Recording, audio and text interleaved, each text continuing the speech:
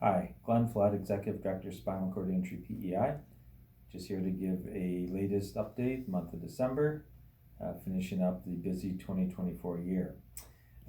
This month we wrapped up all of our Seated Fitness programs in Montague, Charlottetown, Tyne Valley, Summerside, and of course the online breathing and exercise yoga program.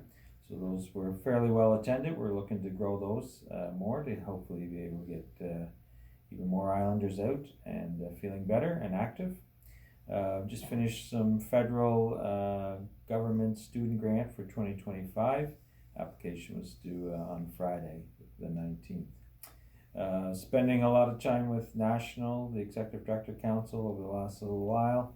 Lots of topics, including attending the national peer meetings, attending our regular Executive Director meetings, as we sort of plan how those programs are going to look like going forward.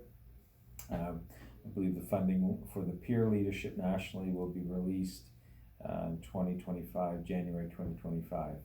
So that's exciting for the work that's been done provincially and some other future plans going forward with peer work and for our memberships.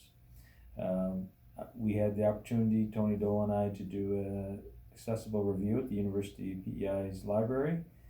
So that'll be one of my first things to finish up in the new year, is to get a report into them. I once again led the Civic Board Persons with Disability Committee at City Hall, and we've maintained to focus the accessible vehicle, accessible taxi topic. There are other number of organizations that are keen to help us push that along, on top of already what's trying to be happening in the greater Charlottetown area and of course province-wide with getting more accessible vehicles. We had a really good meeting, our taxi committee, with each other, and then we were invited to a session with Dave Gillis. He's a longtime taxi driver looking to do something here in the city of Charlottetown, so we're hoping that through SCI and both that and the Charlottetown committee, we can help support Dave get something going here in Charlottetown, which would fit into some of the funding criteria that Resource Abilities has from the provincial government contract in previous year. We've been doing a number of surveys, one being led by Peggy with the accessible taxi.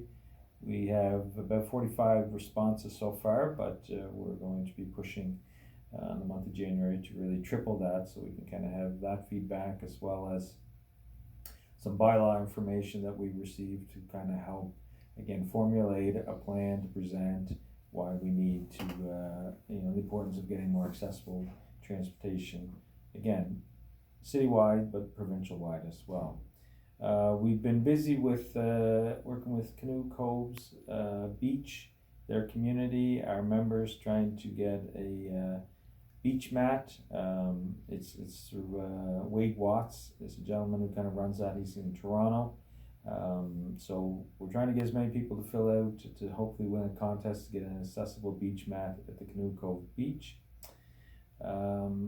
We finished our first ever art contest for International Day for Persons with Disability. So that there was 4 different schools and then a Holland College student, so there's 20 different applicants that put in artwork. So it went very well. Kudos to West Royalty School. They had an entire grade 6 class take part. So just now, I guess we've shared some stuff on social media, but some good questions from board members is if there's a spot for us to kind of put that art on display physically as well, other than just social media. We have been very busy with keeping all those types of apps up and going, anything we've been doing, from the TikTok account to the YouTube account to Facebook, Instagram, LinkedIn, Twitter, you name it. We are showing up with Motivational Mondays or Throwback Thursdays and anything in between.